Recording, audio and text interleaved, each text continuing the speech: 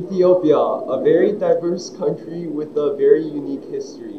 In this video, we'll only cover the time period between 1980s to the 2000s. We'll cover the rest of the video in a non-existent later episode.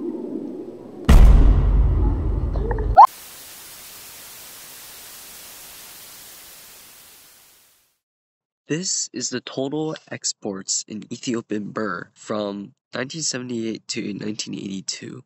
As you see, we start out in 1978 where you have about 970 million birrs in export.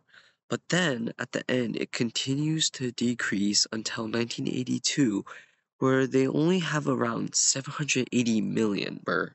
The Ethiopian coffee exports, also in this time period, 1980 to 1982, you can also see, even though the amount of tons exported out for coffee, there's still a decrease in earnings, as you see from 450 million to 510 million to 360 million, which is pretty inconsistent.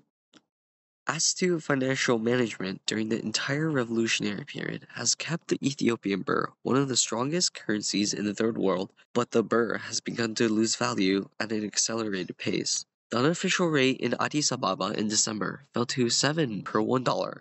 It was expected to fall further, while the official rate remains 2.07 per $1, unchanged since 1973.